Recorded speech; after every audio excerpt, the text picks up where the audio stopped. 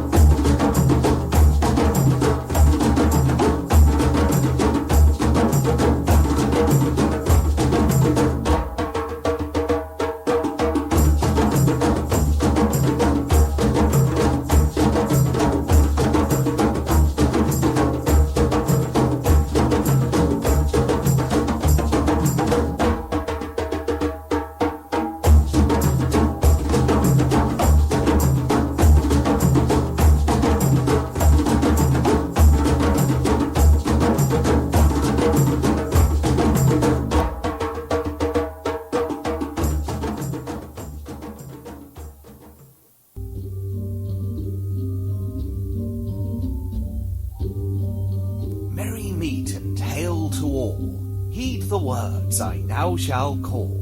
Live you must, and let to live. Fairly take, and fairly give. Do what thou will, if it harms none. By the magic of old, may it be done. 9 woods in the cauldron go, as above, so below. Welcome to Stirring the Cauldron on the Para-X Radio Network. And now, here's your host, Marla Brooks. Hey, merry meet everybody, and welcome to Stirring the Cauldron. The opening song or music tonight was Ritual Drumming, and that was from the Dragon Ritual Drummers. And it just seemed to fit in with tonight's topic and guest. And for those of you who might have been a little logy tonight, hopefully it woke you up a little bit. All right, so Najah Lightfoot is an initiated member of a very private voodoo society in New Orleans, Louisiana, and I'll have her pronounce it when we start talking. But she's also a sister priestess of the Divine Feminine and an active member of the Denver pagan community. She keeps her magic strong through the practice of kung fu, the folk magic of hoodoo, pagan rituals, and her belief in the mysteries of the universe. She finds inspiration in movies, music, and the blue skies of Colorado, which is like something like 12 degrees there now. So I think she's freezing. But she's also a regular contributing author to the Llewellyn Almanac series. And she's with us tonight to talk about her new book, Good Juju. So Najah, welcome to the show. Oh, thank you, Marla. Thank you so much for having me. And thank you to all your listeners for being here on the show with me. I'm very excited to be here, and thanks again for this wonderful opportunity. Oh, my pleasure. Now, give them the name of the Voodoo Society, please, that I can't pronounce. It's called La Source Ancien Enfant, and it's located in the city of New Orleans, which is my spiritual home, even though I do live in Denver, Colorado, which I do love also very much. I'm blessed to live in the beautiful Mile High city of Denver, and we do have lots of snow on the ground, but I know it's warm in New Orleans, and it's Mardi Gras carnival season going on down there. So I feel really blessed to have, physically living here in Denver, but also spiritually having my temple, my society, and really great friends and people in New Orleans as well. Yeah, it's good to have people in every corner of the world if you can, because it makes life so much more interesting, for sure. It does. Now, the book is all about mojos and rites and spells and practices for the magical soul. When and how did you first discover your magical soul?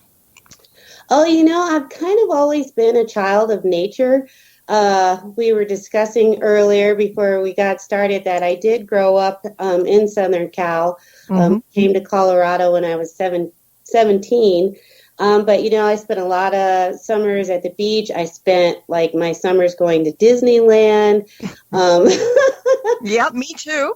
Yeah, I didn't live too far from Hollywood. I remember, riding the bus up to Hollywood with my cousins and being around, you could see movies and films being filmed in LA, and I lived in LA during the 70s. I'm born in the 60s, but definitely a child of the 70s. And, that's when all that, you can believe in magic music. Seemed like every music had some kind of spell or, something like that. So, I've always been just kind of a magical person, and I've always had a deep affection for nature.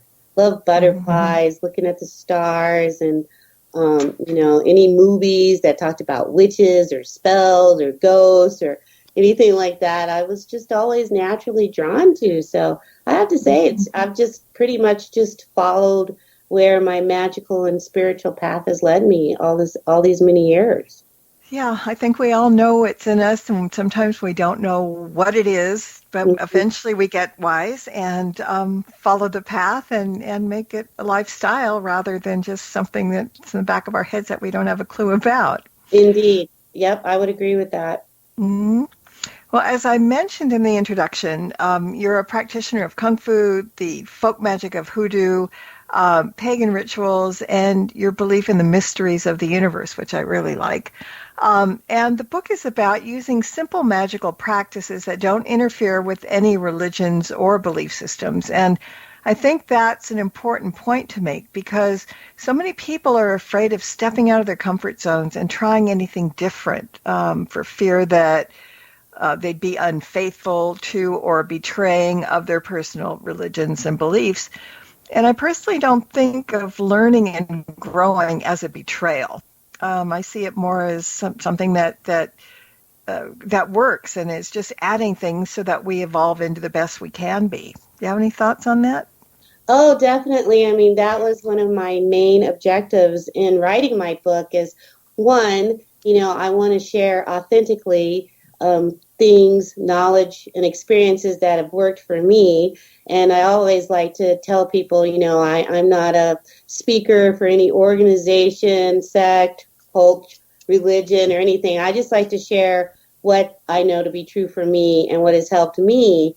And, I truly believe that everyone has their own path to the divine, their higher power, however that works for them. And what I really want to pass along is just tools, people who are, wanting to learn about magic or magical spirituality, as I like to call it, as an enhancement to practices they already have. Like you don't have to throw the baby out with the bathwater to craft a mojo or, blow a kiss to the full moon. It's an enhancement. All these things can work together. And I know that's been true for me. I do a lot of different things, as you saw in my bio, and they all work together for me. And I don't, I truly believe it's more about expanding your consciousness and bringing different things in that work than, feeling trapped by something that doesn't work for you and feeling like, oh, you have to do this way. I like to experiment, and there's a lot of things. Some things may work for you and some things may not, and that's part of the journey of your growth as a magical spiritual practitioner. And people confuse spirituality with religion a lot. And I mean, when people are religious, yes, they are spiritual, but it's not the same thing as, when we talk about a spiritual life. We're not talking about religion. We're talking about, I think, inner selves and individuality and things like that. And one of the topics that you wrote about in the book is maintaining your magical individuality. So let's delve a little bit deeper in that, if you will. How important is it? Oh, I think it's very important. I mean, I believe that we all are social creatures, and that's why fellowship is important. One thing that's great about showing up to, a big pagan event, or when I get to be with my house members in New Orleans, I get to have fellowship, and I'm with people that are of like mind.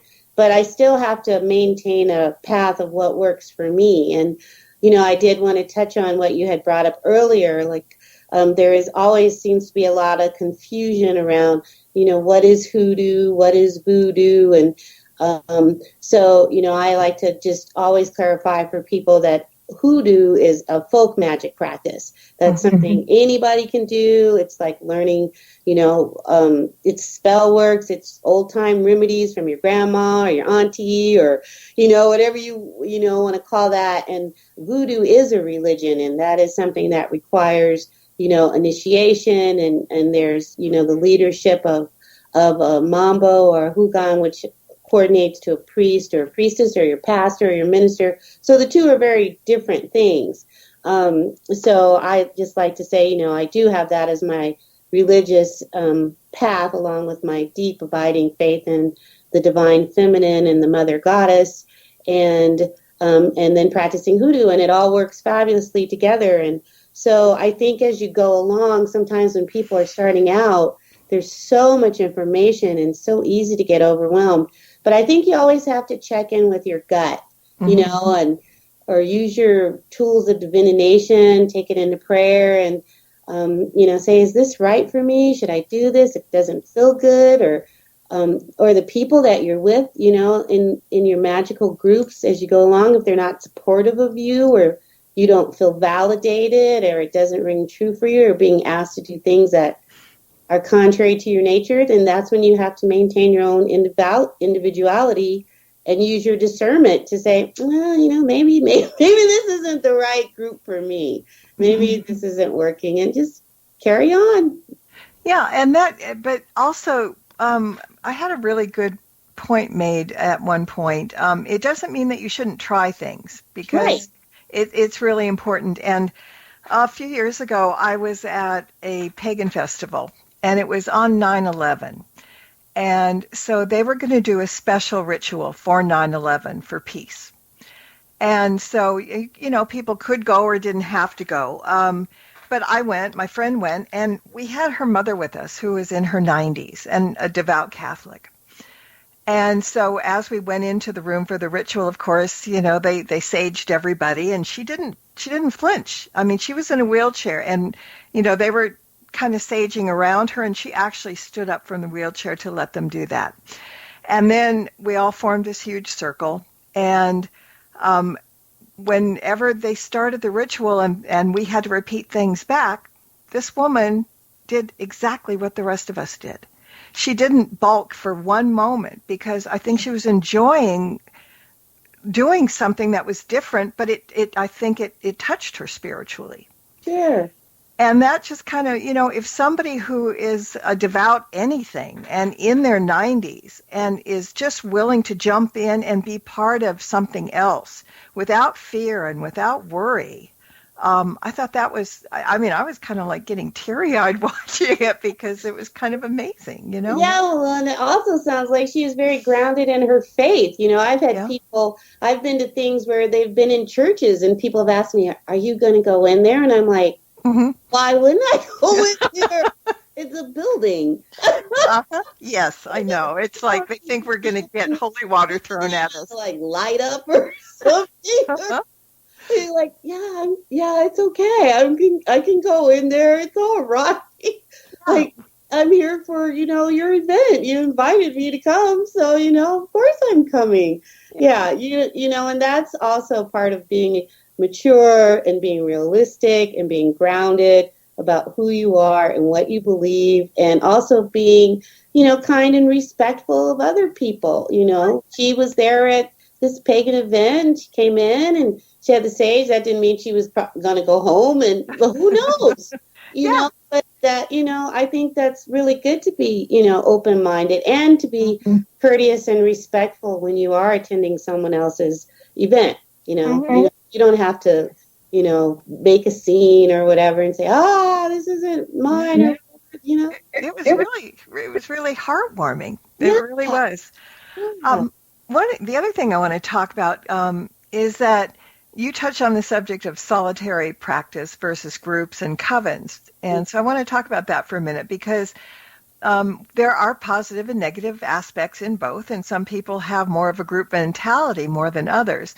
But strangely enough, as a solitary myself, I found that over the years, and I don't know if this is necessarily the case with others, but in my personal inner circle, it has slowly and very unintentionally begun to include like-minded magical folks of all different traditions. I mean, some belong to covens, others are solitary, but we all pretty much have the same general mindset and do learn from each other on a one-to-one basis rather than a group.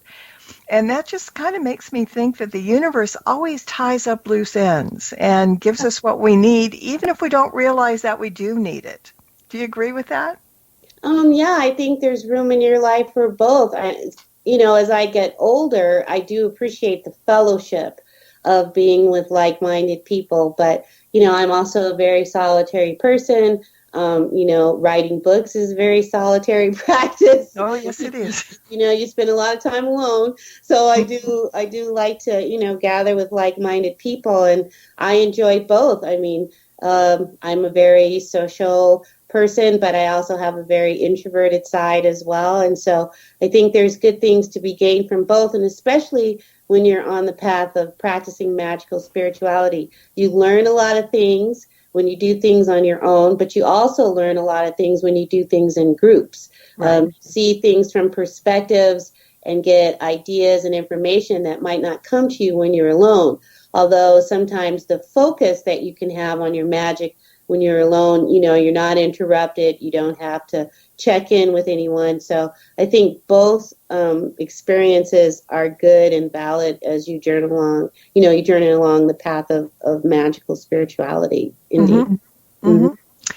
So let's talk about intuition. And I'm going to, like I told you, I'm going to be jumping around topic to topic because there's so much good stuff in this book. So just, I'm not gone crazy. I'm just, trying to focus. But how important is it for all of us, not just pagans, but everybody, to listen to our intuition? And how do we know the difference between thoughts and intuitive guidance? That's always a question I've gotten before. Well, I think when, for me personally, when I'm tapping into my intuition versus just thinking about something, I actually get a physical feeling. And then I see manifested in the universe like a sign, or I'll hear a song or see a word or something will happen and I'll go, oh, I mean, it's immediate. It's an immediate knowing. That's what I like to use my intuition as. Like, I know, okay, that's true. Versus when I'm just in my, conscious mind and I'm thinking about something, I'm going back, I'm weighing things. Is this right? Is that right? But intuitively, it's a knowing. You feel it inside yourself, like, okay, that was the right thing. That happened to me today. I was reading some cards for myself, and I turned over a card and went, oh, okay. I guess I don't have to ask any more questions. It's been answered. Okay. Yeah. Now, see, and I know a lot of people that don't read for themselves at all because they don't trust themselves to not look into something in a different way, or just trying to change the meaning to suit them instead of actually looking at the card and getting the true meaning of it. Well, it's crazy because, I have such respect for people who are card readers and can do divination for other people. And I'm just the opposite. I can only do it for myself. I hardly ever get readings from other people. But that's just me. Yeah. That's just not my gift. And I have tons of decks that, I go back and forth with. And, and I don't do it very often. I spend a lot of time with a daily spiritual practice that, I did outline in my book. And so pretty much if I'm like drawing a card for myself, it's not a regular thing. That's kind of like when I'm like, I really want to check in and see, is there, a little bit more information I can get about the question I have in my mind. Mm-hmm. Mm-hmm. So do you use tarot or oracle decks or what? I use both. Okay. Right now I'm actually using from a wonderful person. There's a deck called the New Orleans Oracle and, by Fatima Emoji. And it's a beautiful, beautiful card deck. And so that's my go-to deck for right now. But I have tons of decks, Oracle cards, tarot cards. I have, my favorite pendulum. I have a pendulum board. Yeah. Yep. You're loaded for bear, yes, just like the rest of us. Yeah. So many things. So many trinkets and wonderful things that help us get through the day. It's really important. Mm-hmm. Yep, definitely. All right, so now I'm going to jump over to hoodoo in general, and mojos in particular. I mean, because the word mojo is both a verb, as in get your mojo on, I think, Right? as well as a noun, as in referring to mojo bags. So depending on a person's belief system, mojo bags can be referred to as spell bags or medicine bags or charm bags or gree-gree bags, Yep. even prayer bags. Sure. So what are they, simply, in case nobody's ever heard of one by any of those names? What are they, and what is their function? Well, quite simply, it's a tangible item that's usually made of cloth. And inside that cloth, there's usually a prayer that's been written.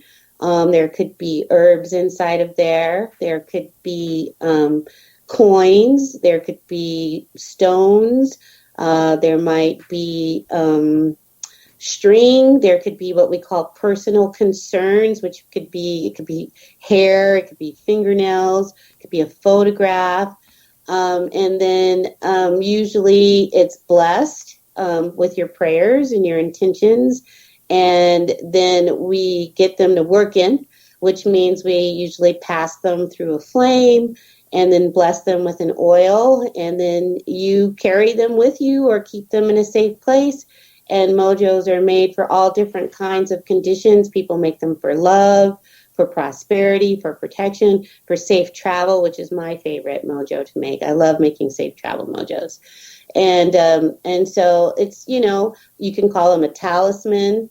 They're usually something, though, that once they're made and you have one, it's not anything that you share with someone or you allow anybody else to touch it. It's a blessed piece of tangible magic that you keep with you and carry with you, and that is sacred for you.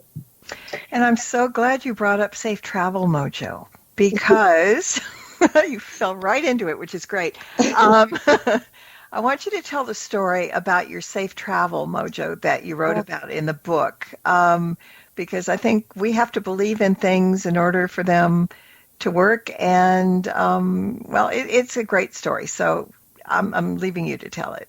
Oh, well, so I had made safe travel mojos for myself and for my husband, and we've had the same ones. He has one, I have one, and we had them for years, and we take them wherever we go. And several years ago, we were in London, and unfortunately, my husband became very ill. He became critically ill, and we were traveling, trying to get to our Airbnb in London, and I always carry my safe travel mojo with me, and we get out of the cab and go to our Airbnb, and I realized I don't have my backpack. My backpack had everything in it. Now, I had my passport with me, but anybody who travels, your backpack is your luggage. You might have other luggage, but everything that you need, you keep in your backpack. And so I think any normal, rational person, even a true believer of anything, you have moments of doubt. And it had been a long journey. And I just kind of sat down in this Airbnb and started crying and was, like, what the hell good is this safe travel mojo? I've lost my backpack. I'm here in London, and all I had was my little phone. And I was trying to, call a cab driver and, how do I report this? And seriously, I still get choked up about it. Within about 10 minutes, there was a knock on the door, and it was the London cabbie. And he had brought my backpack to me.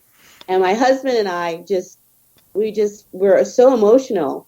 And he said, I said, oh, thank you so much. And he just said, well, I just want you, how can we repay you for this? And and he said, just tell people that this is what London cabbies do. And I said, thank you. And one of the lines in the safe travel prayer that I was, blessed to be able to write in my book is, in times of need, may kindly strangers come to your aid without stint. And there he was. He brought it back to us. Yeah. I mean, it's a lovely story. And happy endings are always important too. But Yeah, I've read that and I kind of got the chills, and I thought that was really, really nice. Me All right. too. Yeah, it made me, even though we'd had them for all those years, that was a really dire situation, and Mhm. we needed our things. And thankfully, just ended on my husband recovered, everything's fine, and my safe travel mojo, it worked. And that's validation. I mean, nothing better than that kind of validation. And now you don't have to be a practitioner of hoodoo or a witch or anything else to make a mojo bag. Oh no, yeah, anybody can make one. And so I just thought I'd take the opportunity, since tomorrow is Valentine's Day and some people might be interested. Can you give everyone a quick lesson on how to put together a Valentine or love mojo? Yeah, let's see. Well, you'd have to be working pretty fast and furious since it's the night before. But so I would just say, so off the top of my head, you'd use red flannel. We use flannel in hoodoo for our mojo bag, so I would get some red flannel. Just needs to be a little square, and you tie it up like a hobo bag. So in there, I'd write a prayer for love, or, if you're seeking love, I'd write a prayer to, bring love in accordance with your highest good into your life. Or if you have love in your life, you want to bless your relationship, I'd write a prayer of gratitude and thanksgiving on a piece of paper. We call those petition papers. And in the way I was taught, we use brown paper, and it's pretty simple to get a brown paper bag. People pretty much have brown paper bags from the grocery store, and you tear a square from that, and you tear the edges of the brown paper to make sure all the edges are torn, and I'd write the little prayer on there. And then, since this is quick, everybody usually has olive oil in their house. So once you write your prayer of love on your petition paper, I would anoint that prayer in a 5-spot pattern with olive oil. And what that means is you put a drop of olive oil in all the 4 corners going clockwise. And then you put a little dot of oil in the middle. And if you had some rose petals at your house, I would put some little rose petals in there. Or if you didn't, I would draw some red hearts on there, because this is pretty quick. Mm-hmm. And then you need some white thread or a white piece of rope, like something to tie it up to cord. So then you fold that paper towards you to bring that love into your life, and then you take a piece of white thread that you've knotted, put 9 knots in that, and you tie that around a little paper and put that in your little flannel square.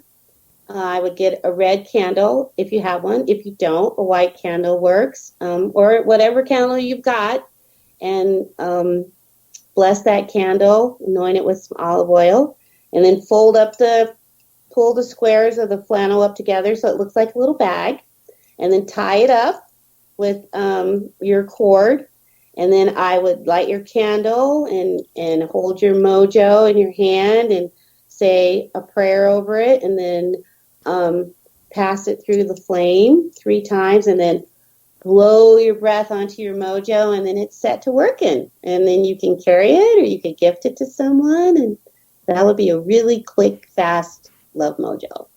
Thank you. And I've got a question from the chat room. It says, if you feel that the reason you made your mojo bag is no longer necessary or relevant, what do you do with it? Do you have to dispose of it in a certain way at all? Well, I tend to keep mine and then put them into, if I'm making a new one. But if you didn't want to keep it anymore, I think I'd have to have a little bit more information. Was that because something negative happened to you, or you don't like it? Because when we're doing hoodoo, I guess I can kind of answer my own question. If your mojo worked for you and you liked it, but you just don't want to carry it anymore, you would dispose of it either by burying it in your backyard if you have one, or you could put it in the bottom of a potted plant, or, safely tuck it away in a drawer. because you just keep that magic with you. Now, if something happened to it and you didn't want it anymore, the best way to dispose of it would be to put it in a brown paper bag and then drop it in the middle of a crossroads. And the way you do that is a crossroads is any place where two roads form a T. And I would just put it in a paper bag and drive through a crossroads and toss it out the window and keep on going and don't look back. Make sure no police are behind you when you toss it either. It's a two-step process. Make sure the coast is clear and then keep going. And just keep going. And then if you really didn't like it and you were really like, this mojo is not working for me, which I've never really heard of anybody having that issue. But, but we do dispose of things that aren't working for us. I mean, if you were really disturbed with it, you could go past a railroad track and throw it on the railroad tracks and keep on going. Because, when you see a railroad, it has the word crossroads on the sign. You toss it on the track and keep on going. Mm-hmm. And the train would run over it, and it would surely be done. That's for sure. All right, we're going to take a break in just 1 second, but I do have a quick question that you can answer beforehand. They want to know, is the word mojo a shortened form of a longer word, or what's the genesis of the word? Well, it has been said that it's short for like mojo hand, because, you could fit in your hand, the palm of your hand, a mojo bag. But other than that, I just know it as the word mojo. Okay. All right. Well, we're going to take a short 2-minute break. And when we come back, we're going to be talking about a subject that I get questioned about all the time, which is protection magic. So sit tight and we will be back. Don't go away. There's more Stirring the Cauldron with Marla Brooks right after these important messages. Red, where are you going? I'm going back to the paranormal view, back where I belong. Please, take me with you. No, I'm through with everything here. I want to see if there's something left in life I haven't explored. Do you know what I'm talking about? Oh, Red, don't run to them. They talk about ghosts and hauntings, UFOs, and all kind of supernatural scary stuff. You'll never understand, will you, Scarlet? No! Well, that's your misfortune. Red, if you go, where shall I go? What shall I do? Frankly, my dear... Line! Oh, you gotta be kidding. That's the Paranormal View with your host, Henry Foister, Jeffrey Gould, and Barbara Duncan. Every Saturday night at 8 p.m. Eastern, exclusively on the Para X Radio Network.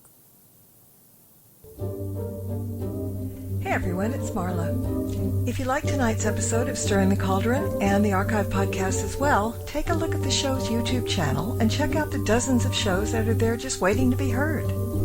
New shows are added each week, and while you're there, why not subscribe? It's free. And if you click on that tiny little bell icon at the top of the page, you'll be notified when new shows are available. Just go to youtube.com and then type in Stirring the Cauldron Para X and the link will appear. Just like magic.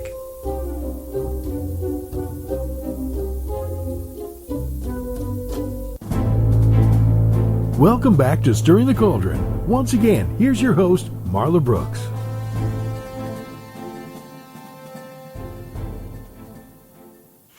Yes, welcome back. And my guest tonight is Najah Lightfoot. And as I mentioned before the break, we're going to be talking a little bit about protection magic because, I think everybody on this planet has some sort of protective item in their pockets or around their neck or hanging over their beds or whatever. Some people wear a crucifix, some wear St. Christopher's medal, pentagram, talisman, Star of David, whatever. Any number of items. And I had more. But you wrote in the book right off the bat that it's okay to protect ourselves. I mean, it's important. How important is it to work with defensive magic on a regular basis and not just at the last minute when something comes up and you're sure you're going to need it? Every day. So I like to keep it real and dial it back. So I put protection magic on the same par as you don't go to bed and leave your doors unlocked unless you live in a really good, close community. You don't park your car and leave your doors unlocked. You close your windows. You check your house before you go to sleep. It's the same thing with protection magic, because you just never know what's going to happen to you in a day. I mean, you can wake up in the morning feeling great, and by the end of the day, something could have happened, and it doesn't mean that, we won't run into situations that may be trying for us, but at least we've done what we could. It's the same thing as, I get up every day and I have a morning ritual. We say our prayers. We don't go a day without saying our prayers or doing our morning ritual. So why wouldn't you, use your protection magic on a daily basis? Yeah, that makes good sense. I think people are maybe afraid to do something more. I mean, all right, a St. Christopher medal is great. You believe in that medal. I mean, you could wear anything around your neck. If you believe in it, it will work. That's what I believe, and that's what I was taught. So, wearing things around your neck is a good thing. And the other thing, though, is you just don't want to protect yourself. You want to protect your environment.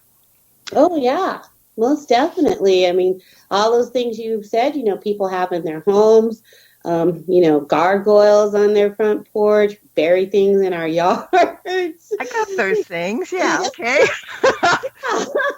You've got bracelets on, earrings on. There's all kinds of spiritual oils out there you can buy, soaps you can wash with. I'm a true believer in Florida water. We love Florida water for everything. You anoint your doors, your windows. Now, you can do those kind of things where you're actually scrubbing down your home or your business, on special occasions. We just finished, which was a wonderful experience for me. We just came off of celebrating the Chinese New Year, Year of the Metal Rat, and I'm happy to say I'm a metal rat. It was really great this year. I really followed it, and the lunar celebration lasts for 2 weeks. So for 2 weeks, every day I was lighting incense and a candle, and it was just awesome. And then I was throwing Happy New Year salt that I got from one of my really good metaphysical stores here in Denver out my front door every day for 2 weeks. I did that every day. And then I made a little track of how did that day go? What were all the things that happened during the Chinese New Year celebration as I celebrated it? Just to observe how things went. And I just did that in conjunction with, my normal prayers and morning rituals. So, things, you have to keep it real. Things happen in the world, and you should learn how to protect yourself and use your protection magic, whatever you're comfortable in doing. And as you grow in, strength, knowledge, and power, you just kind of layer it up, as you said. Yeah, and the simplest way, for people to do it is just envision that white light around you, around your house, around whatever you want to protect, your car. That's, the first baby step, but it works.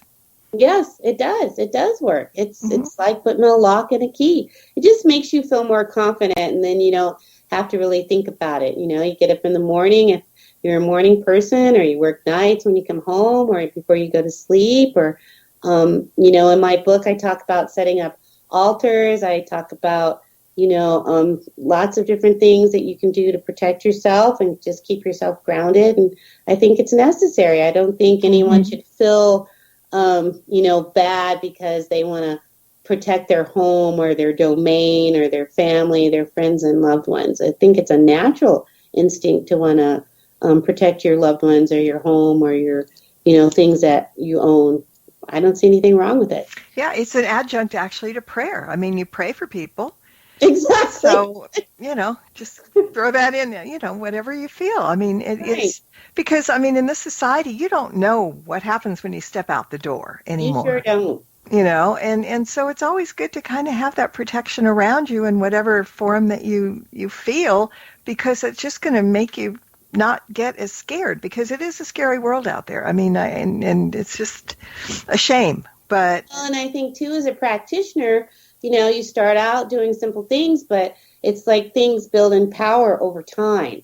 It's like when you go to sacred spaces, why do you feel that power and energy? Because people have been going there for decades, praying, putting out their intentions for protection or connection with their higher power in that same spot. Well, you too are that walking vessel of energy. And if you're doing a ritual or something, a practice that grows in strength and power over time, you too are building up those layers around you that you just become second nature to you, that you might not even realize, kind of like, going through an intersection and just missing somebody, like, wow, you just don't think about it. So it continues to build as you continue to put the time and effort into it. Mm-hmm. And I'm reading things that going on in the chat room, and my often partner in crime, Tim Shaw, just put in that he actually has pieces of a broken tombstone in the back of his SUV, and it's a very neat protection ritual that he does. Oh, that's wonderful. Yeah, mm-hmm. That's a great thing. I mean, graveyard dirt, and especially if it's from, people that you love or someplace that is special to you, that's a wonderful talisman of protection. Why not? Yeah, well, he just said that eventually it'll be placed in the four corners of the new house that he's moving into. So yeah. So and he explained, because people obviously that are listening to the podcast aren't seeing the chat room, but he just explained that the essence of the spirit will help protect the property. Indeed. Yeah. Indeed. Yep. We know this. All right. So one of the things that you were talking about was crossroads a little while ago. Mm-hmm. And there are lots of places to work this type of magic, and one of the places is a crossroad. And you actually managed to do that at a crossroad smack in the middle of Philadelphia. I did. Now, when I think of crossroads, I envision some quiet place out in the country, not in a busy, noisy city. So I want to hear more about this. Why Philadelphia, and how the heck did you manage doing it? Well, when you think back to this magic, this folk magic practice that's so dear to my heart, when you're talking about hoodoo, you have to go into the mindset of where it comes from. So first of all, it's the magic of the people who didn't have, at their wherewithal, to contact a lawyer or an attorney or some, person in the high levels of society for their help. And it also comes, from the tradition of enslaved Africans. It also mixes in with European peasants and some Native American practices. So you're talking about people who were marginalized and really were attuned to the earth and their practices. So, this work is really like you have to put yourself in this rural state of mind. So, if you lived in the country, of course you could walk out to this crossroad and there wouldn't be anybody there. And, you could do all this work in secret or at the dawn. But most of us, and I'm one of them, I'm an urban person. I live in a city. And I was traveling and I was studying hoodoo. And one of the things I needed to do was I needed to take myself to a crossroads. So I have found when you get serious about your magical practice and you're really working with spirit, you kind of enter into this zone where you get this feeling like, okay, I'm stepping into a magical practice right now. And when you're serious about it and you've connected with your higher power and you ask for your protection and guidance and you set about to do this work, you kind of walk in this cloak of invisibility. And I was in Philadelphia. And so another thing that, I like to stress is that work does take time and commitment. And so before I was on a business trip, so before I had to be at my job, I was up at the crack of dawn. And I had the day before scoped out, because I like to always, people have to do things in a safe way. You like to go scope out where you're going to do your magic before, so you don't show up there blind. Without knowledge of the environment. And I had seen this crossroads and I'm like, I'm going. I have to go. I must do this because I have to, I have to sincerely do this. So I got up, I think it was 5 o'clock in the morning or something. And I walked out of my hotel room and I walked down the street. There was hardly anybody out there. Nobody's paying you any attention. And I stepped into the crossroads in the bustling city of Philadelphia and did my work. And it was thrilling. It was thrilling, I have to say. I still remember it. Wow. Great. I mean, I burst out laughing when I read that because I just, my mind went to, you're standing in the middle of, a busy street and cars are whizzing by you and you're still doing your thing and it's working and, Yeah, but it was early in the morning, and that's the thing about crossroads work. When you're doing crossroads work, you're either out there early in the morning before the sun is rising or as the sun rising, or you're out there at midnight. So you're in the crossroads doing work at times when there aren't really a lot of people going back and forth. Mm-hmm. And just looking at the chat room and Hitman lives in Philadelphia, and he said you may want to rethink that today. Yeah, Philly might be different now or whatever. That's funny. All right. So, all right, we were also talking about the gravestone that Tim drives around with. You're talking about magic in the graveyard, and you wrote about that in the book, and you say that type of work isn't for the faint of heart or someone who is a bit lackadaisical or callous. And I think lots of people believe, thanks to Hollywood, that working in a graveyard means digging up bodies, defacing graves, and things like that, but that's not anywhere near the truth. And as you wrote, if you respect the graveyard, it will respect you. And in many cases, people go to graveyards where their ancestors and loved ones are buried and practice there, right? Yes, I mean, like when you said that, defacing graves and digging up, I actually had a visceral reaction to that and kind of winced, like, oh gosh, that's just like so far from, what, I'm talking about with graveyard work. And like I said, going back to the origins of hoodoo, in rural communities and the old-timey, people knew where their ancestors were buried. Your graveyard was just down the street. It wasn't, surrounded by a fence. You could go there. Personally, I have always found great peace in graveyards and cemeteries. A lot of graveyards and cemeteries were built as parks because they wanted people to come and be with their ones who've passed over and have time to be in quiet places.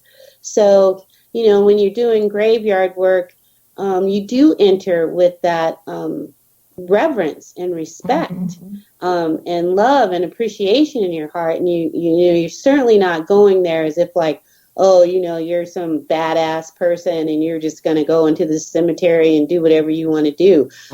No, that's not going to work out for you.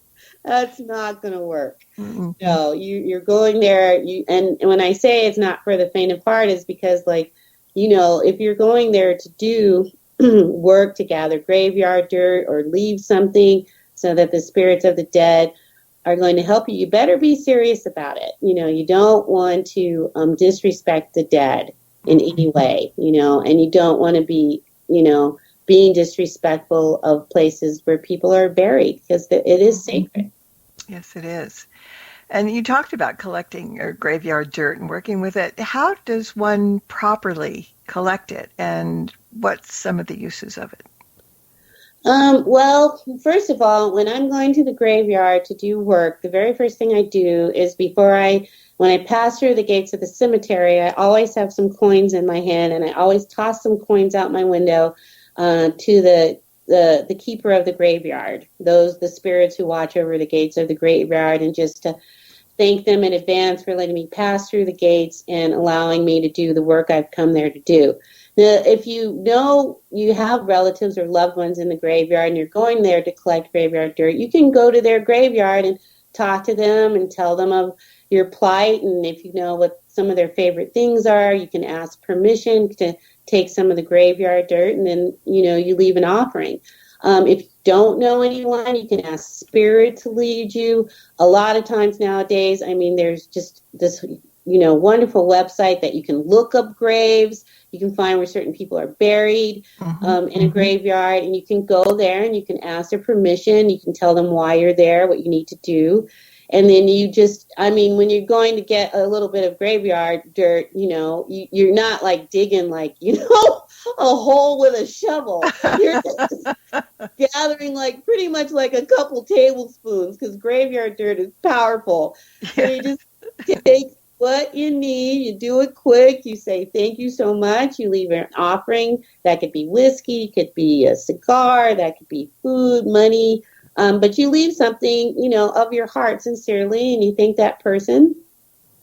And then you honor them for the work you've done at the graveyard by telling them that you will come back and thank them for allowing you to take their graveyard dirt to use in your spell. You take your graveyard dirt and you go home from a different way you came to the cemetery. You don't look back, and then after you've used your graveyard dirt, either in a protection mojo or to lay around your house, and you've seen, time has passed, go back to the cemetery and leave some flowers upon that grave or clean it off or tell that person, who's passed over, thank you so much for allowing me to take some of your graveyard dirt and for the work you did for me and my family or myself. I really appreciate that. Yeah, that's really, it's important. And another question, she said, where her parents are, there's also a pet cemetery. Oh. Would anyone ever go to a pet cemetery to do graveyard work? I don't know why you wouldn't if you were trying to work with the spirit of an animal. I personally have never been to a pet cemetery to do work, but, if my pet was buried there, I could see that. Or if there are people who have really deep animal intuitive skills. There's a whole section of, magic of people who work with the spirit of animals. I certainly could see that. You could leave a bone or a treat or a collar or, that's very interesting. I like that. Yeah, I never thought of that either. But yeah, especially if it was, one of your own. And as you said, you just don't go to anybody's grave and take the dirt because you don't know what type of person that was. And you don't know, maybe they're ticked off for being on the other side and they'll kick your butt, So always be careful about whose dirt you pick up. It sounds funny, but and do your research, or you can allow spirit to guide you when you walk into the graveyard if you don't know anyone, and you can sincerely ask in prayer to please lead me to a grave that is willing to help me, and then go sit with it for a while. See how you feel. I mean, one of the things that I really want to say is that magic takes time. We're living in a culture where everybody thinks, just tomorrow I'm just going to up and go to a graveyard. Well, no, I don't think so. Do you have a spiritual practice? What are you doing? Have you done some magic along the way? Do you know how you feel? Do you know how these things work? Have you developed a spiritual foundation? Are you in relationship with a higher power?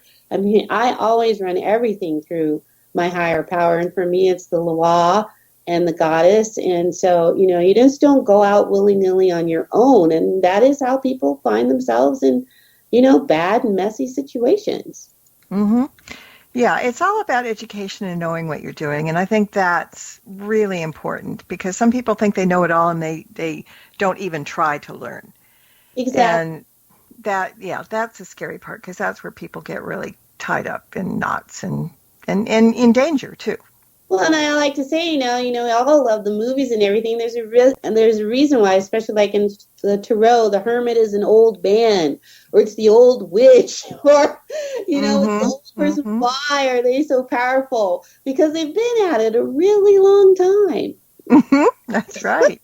We're getting older by the minute, and time is flying really quickly, especially during this hour. So, I mean, the book covers so many topics that it would take several more hours to talk about each one. But I as I mentioned to you before, and I'm not kidding, I really love the book. And I want you to let everybody know where they can find you, find out more about you, your books, if you have any events coming up. This is your time to shine. Well, I'm really active on social media. So you can find me under Najah Lightfoot on Instagram, on Facebook, on Twitter. You can find my book, Good Juju. And thank you so much to everyone who's bought my book and for listening to me on your show. Thank you, Marla, so much for having me. My book is available on Llewellyn.com, Amazon.com, Barnes & Noble. So pretty much everywhere, books are sold. I am excited. I have coming up in July, I'm going to be a headliner at the Mystic South Conference in Atlanta. So I'm very excited about that. I'll be in Atlanta in July.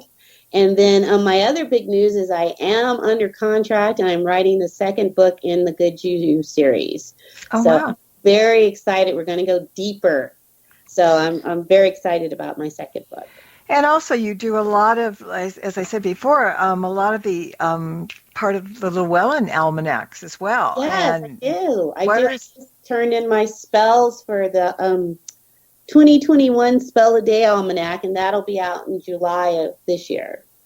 Yeah, I mean, if people want to know more about all that, they can go to Amazon.com and just type in your name, and there's a whole lot of books there. And I can't wait till your second book comes out, but I'm going to say if you'd like to come back anytime before that, because we know that's going to take a year or so. Yes.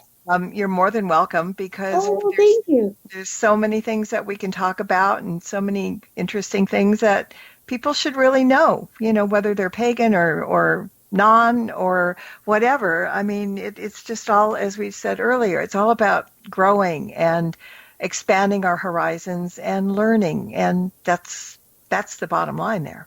Indeed. Well, I would love to come back, Marla. It's been a wonderful, wonderful time talking with you. It's been really great. I've truly enjoyed it. Well, my pleasure, and thank you so much for being here. And I also want to thank everybody that's in the chat room listening live, or those that are listening live out of the chat room, or those that will be listening on the podcast, which will be up tomorrow sometime on the YouTube channel and a dozen other places, Facebook and all kinds of iTunes and wherever. So anyway, guys, thank you for joining us. And until next time, everybody, blessed be and merry meet again. Good night. Good night. Thank you for tuning into this episode of Stirring the Cauldron with Marla Brooks. Please join us again next week at the same time for another great guest and more cauldron stirring. Any rebroadcast or other use of this program without explicit permission is strictly prohibited. Copyright 2019. The Mysterioso March by Kevin MacLeod is licensed through Incompetech.com.